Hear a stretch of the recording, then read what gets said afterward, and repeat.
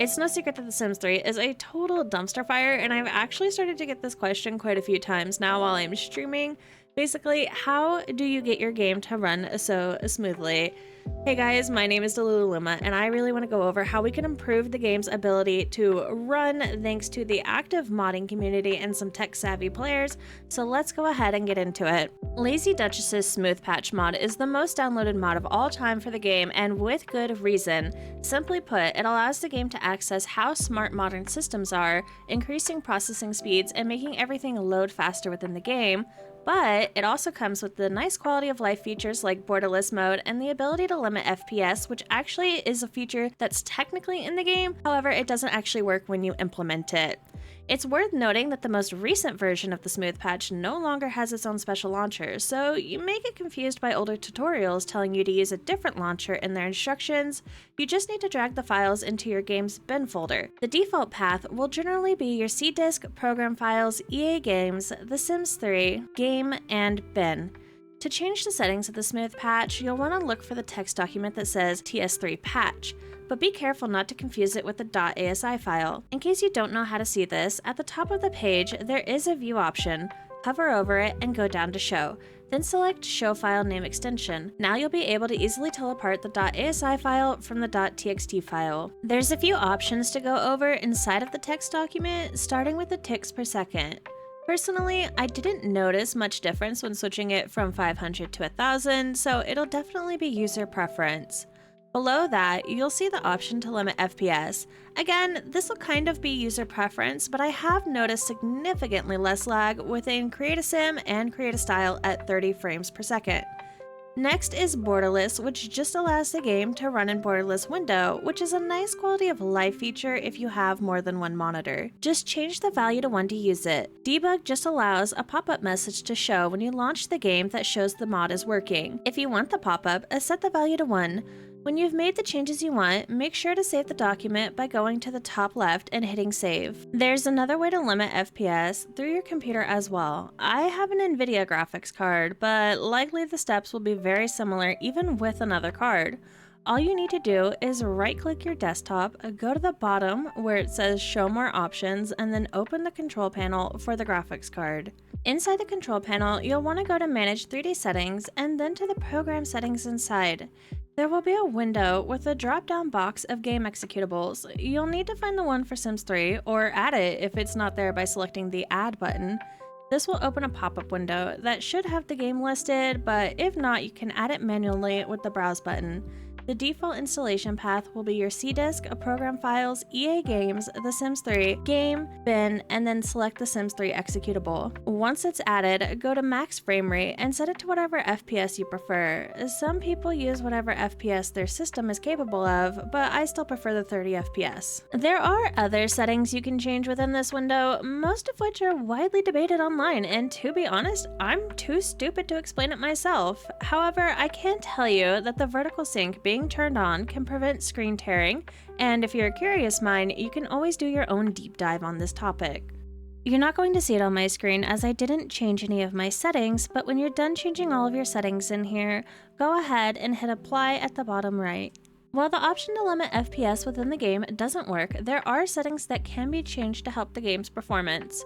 Of course, some of the settings within the graphics tab will be very dependent on your PC, and if you're using any programs like Reshade, that may require you to turn off certain settings.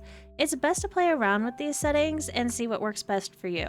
That being said, the most common setting that people tend to keep low is the high detail lots, as fully rendering a lot of buildings around you will hugely impact your game.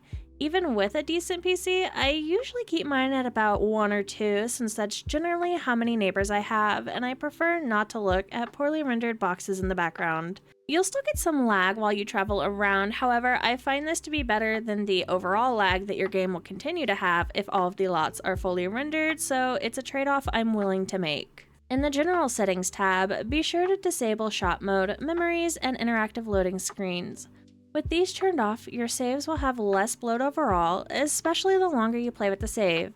It will also help with loading times and lag within Create a Sim and Build By. For Windows users, the operating system itself might actually be choking the game's performance by setting it to power saving mode. To check if that's the case, go to the settings on your PC, and on the left you'll see a tab called Gaming. Once in there, you'll want to go to Game Mode, Graphics, and there will be a list of programs in this tab. If The Sims 3 isn't already there, go ahead and just add it manually by selecting Add Desktop App. From there, navigate to the game's bin folder again and select The Sims 3 executable. Once added, scroll down to it and make sure the GPU preference is set to high performance. Windows also has a nice compatibility feature that allows you to run the game on another version of Windows. I personally added this step recently, and even with every other tip and trick mentioned in this video already in my game, I noticed a massive improvement in simulation lag for lots with a ton of Sims on them. Switching between modes of the game, save times, and avoiding the infamous error 12 message when trying to save the game. To set it up, go to your bin folder and scroll to the game's executable file. Then right-click it and select Properties. There will be a tab that says Compatibility. Inside of it, select Run this program in Compatibility Mode 4. Personally, I use Windows 8, but some sites recommend using Windows 7, so test them out and see which works better for you. Even with the improvements given by a smooth patch and changing settings on your PC, it won't do much good if the game doesn't recognize your graphics card.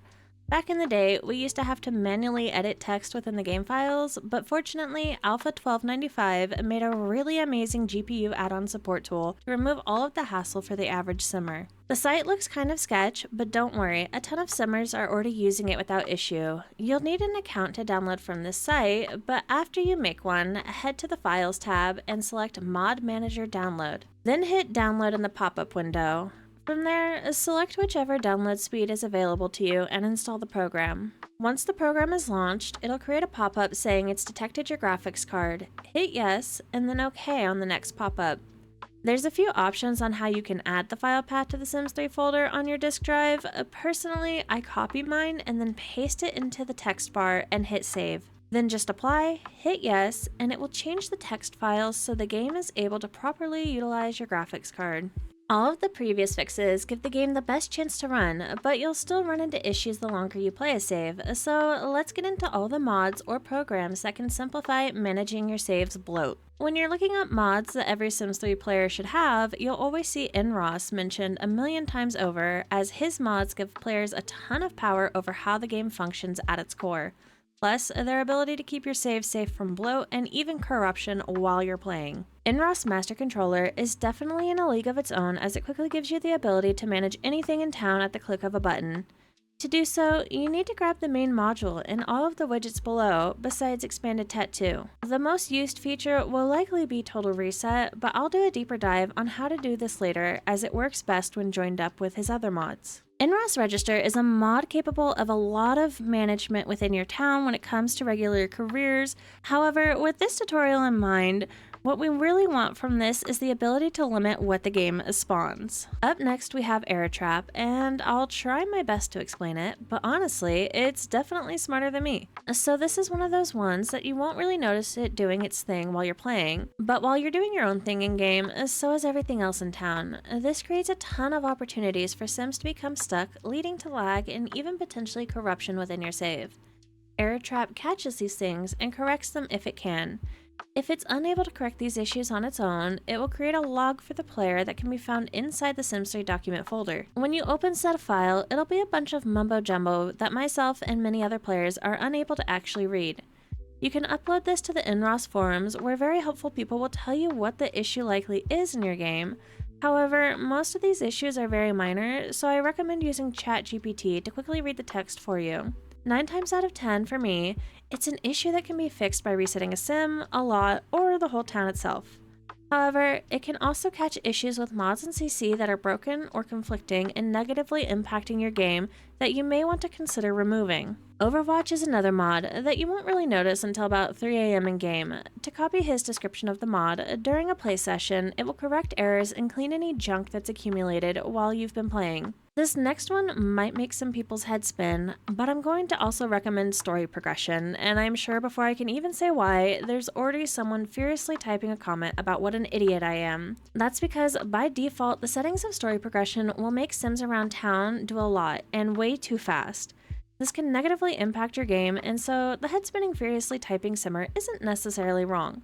However, there's a lot of settings to change the pace of how it impacts Sims in town, as well as limiting how many Sims can even spawn in town. For example, wild horses with their god-awful routing will heavily impact your game, and the more of them that exist, the more your game will begin to lag. For this tutorial, you'll need the main mod, as well as almost all of the modules except for the ones that alter the personalities. Now that we have all of our NRAAS mods, let's go ahead and change the settings of them. So in-game, you're going to need to find a computer or town hall and select NRAAS. Since I know it's the one that's going to give players the most trouble, let's go ahead and go over story progression first.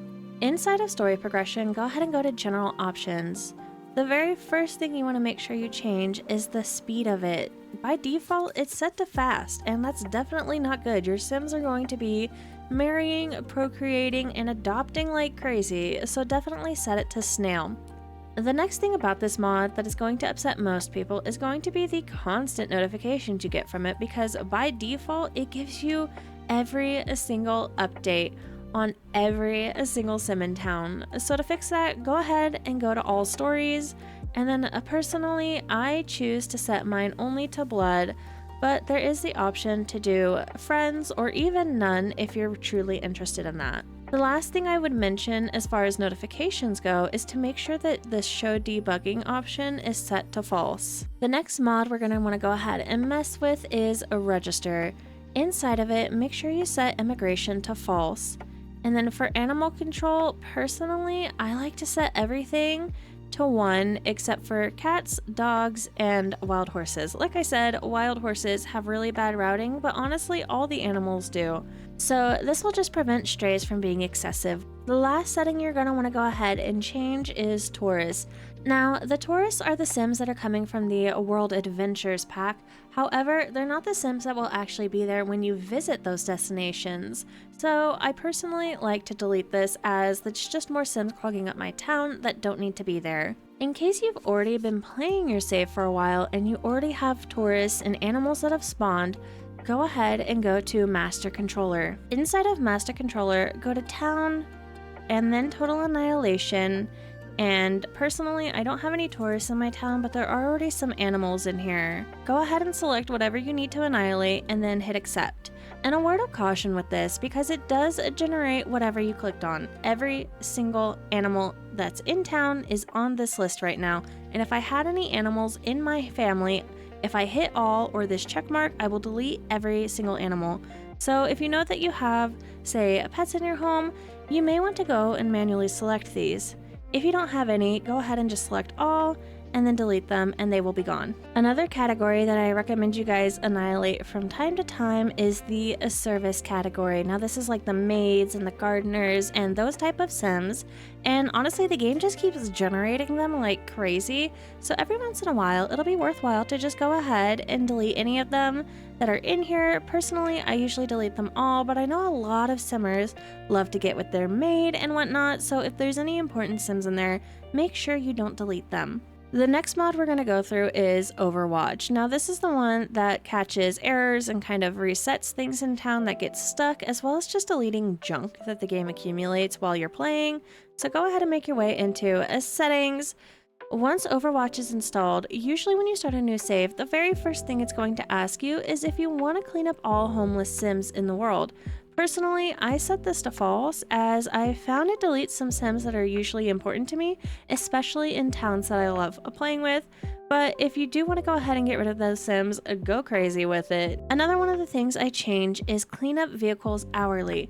By default, it will clean them up once a day, but like I said when we were talking about this mod, the game makes an insane amount of cars, so I personally set this to hourly. Another option is also Cleanse the Dead, which I highly don't recommend if you care about making cemeteries for your legacies. Personally, I couldn't care less, so I set this to true. I also really don't like any notifications from it, so I delete these, so you will not get the notification at 3 AM of everything that it deleted, which I personally prefer. I also like to stop pet adoption within town, as I don't like that the townies just grab a ton of pets. They create a ton of routing issues, which then Overwatch is trying to fix, and then I find my game lagging from time to time, so no pets for anyone that isn't my main household. And last but not least, I set testing cheats enabled, and that just makes it so the cheat is always on. Lastly, we're going to go over the big boy master controller, and this one is kind of a lot because it lets you control everything in game. However, the best thing you can do for improving your performance is to go to town and then hit reset everything.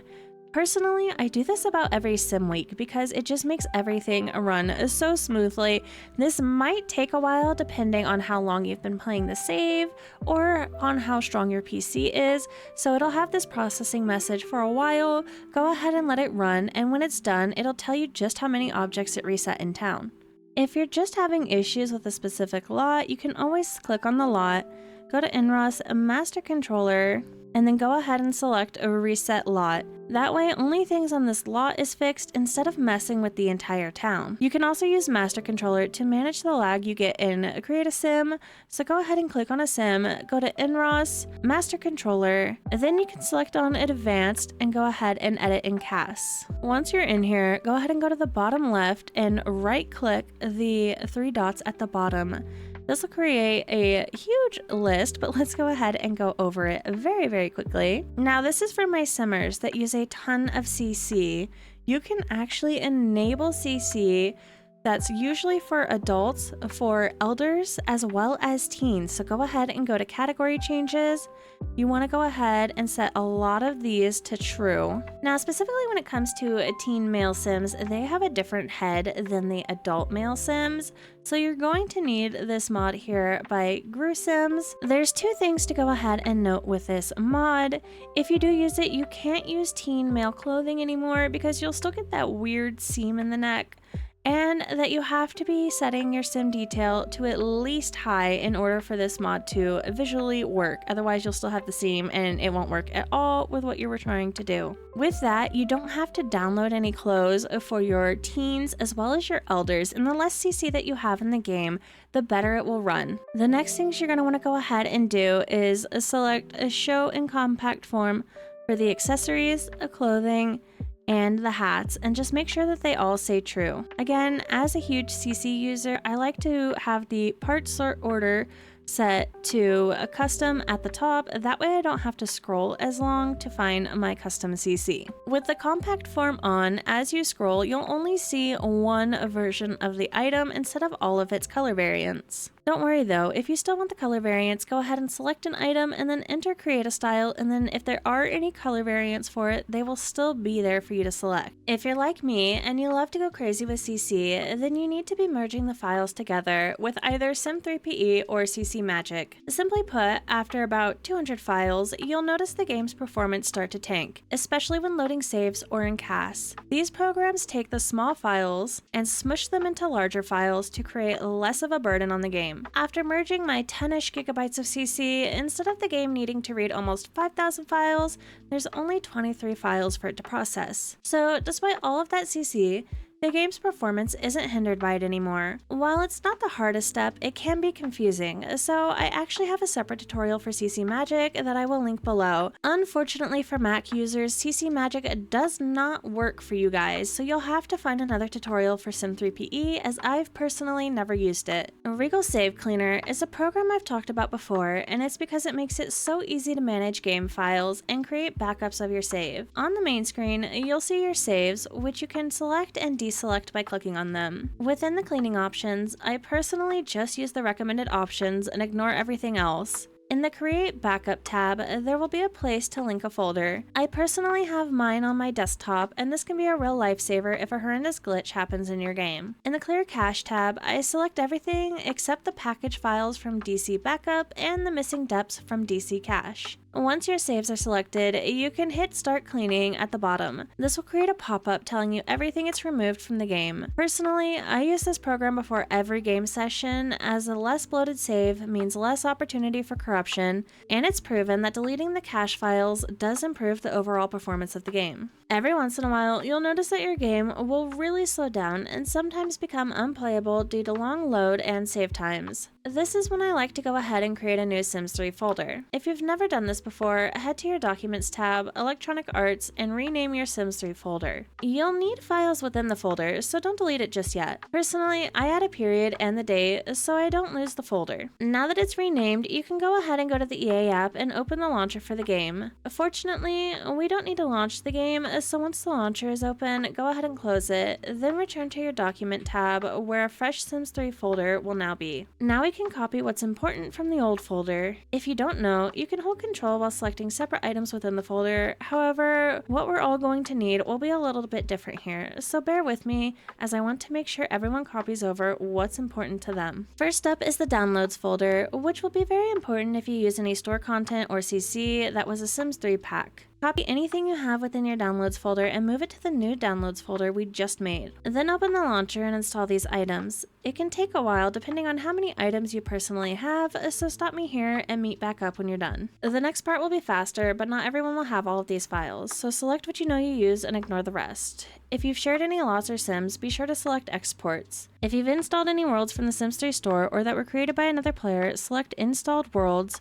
If you've ever saved or installed households or any lots, select Library. The next folders are likely to be used by every simmer, so just select them. Mods, saves, saved Sims, screenshots, and lastly, the options.ini file. Now that all of our folders and files are selected, copy them with Ctrl-C and paste them with Ctrl-V in the new folder. Honestly, I don't entirely understand how this fixes the problem, but it hasn't failed me yet in over a decade and is something I do monthly to protect my precious legacies. Lastly, I recommend checking out the Sims 3 Performance and Bug Fix Guide. Now, this is an insanely long guide, and we have done some of these steps together. However, there's so much information in here that I simply could not do all of this with you, even if I wanted to. So definitely check it out. A lot of my favorite parts of this are honestly the fixes. They have a ton of fixing mods, and they're just amazing. They fix a ton of glitches, whether that be visual, whether that be functional, and I absolutely love it. I highly recommend you take the time to go through and grab just about every fix in this, honestly. And with that, you now know everything I do to make my Sims game run as smoothly as possible. Of course, it's a Sims game. They all run like hot garbage, some more than others, and honestly, it'll still depend a little bit on your PC itself, but this will give your game the best chance to run. And if you found this helpful, please leave a like, as it not only helps me as a small content creator, but it also helps other Simmers who are struggling with the same issues find this video themselves.